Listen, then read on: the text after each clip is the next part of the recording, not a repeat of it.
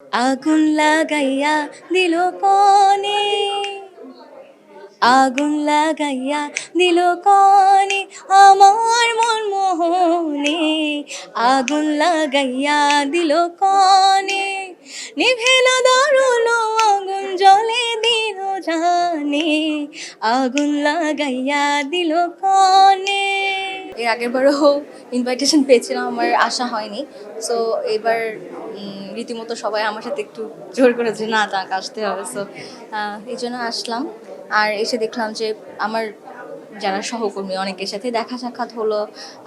খুব ভালো লাগছে এখানে আসলে। এই এই মানে গ্যাদারটাই আসলে খুব দরকার আমাদের, এই কমিউনিকেশনটা খুব দরকার আমাদের। গানে অলরেডি বেশ কিছু প্রজেক্টে কাজ করা হয়েছে। ইতোমধ্যে আমাদের ইপিয়ানো নামের একটা প্রজেক্টের কাজ করেছে। এটাকে বড় করে বলতে হয় এই জন্য, কারণ ইপিয়ানোর এই কাজটা 100 জন শিল্পী 100টা ফোক গান নিয়ে কাজ করেছে। তো এবং এটা যদি বলি একটা হিস্ট্রি এই কারণে যে 100টা গান একদিনে শ্যুট করা হয়েছে এবং এটা বাংলাদেশের ইতিহাসে প্রথমবারের মতন। তো এখানে ডিজে রাহাত ভাই এবং এর সাথে কাজ করেছেন শান শায়েক ভাই এবং আদিব ট্যালেন্টেড একজন মিউজিশিয়ান। তো এই আমাদের প্রজেক্টটা আসলে এই কজনকে নিয়ে, এর মধ্যে আরও 100 জন শিল্পী আছেন। তো এটা আসলে বলবো অনেক বড় একটা প্রজেক্ট এই জন্য, কারণ আমাদের মূল যে শেকড় সেটা তো আমাদের ফোক গান, বাংলা ফোক গান। সেই গানগুলোকেই আসলে নতুনভাবে প্রেজেন্ট করা হচ্ছে। তো এটা একটা বিষয়। আরেকটা কাজ করেছি অলরেডি, সেটা হচ্ছে আমার রিসেন্ট একটা গান রিলিজ হয়েছে, হাসন রাজার একটি গান, আগুন লাগা দিল কনে। তো এটা এর মধ্যে অনেক ভালোভাবে সবাই গ্রহণ করেছে।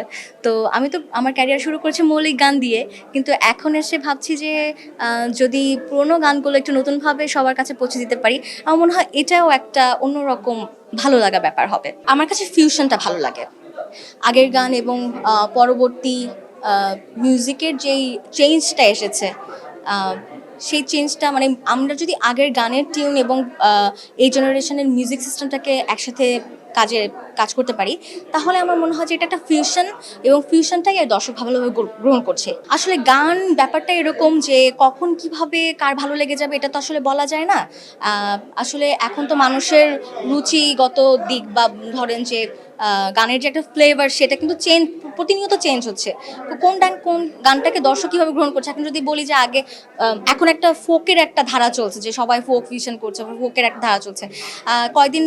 আমি যদি বলি কয়েক বছর আগেও কিন্তু আধুনিক গানের ভীষণ রকমের একটা তোড়জোড় ছিল। তো সেখান থেকে বেরিয়ে মানুষ ফোকের কাছে এসেছে।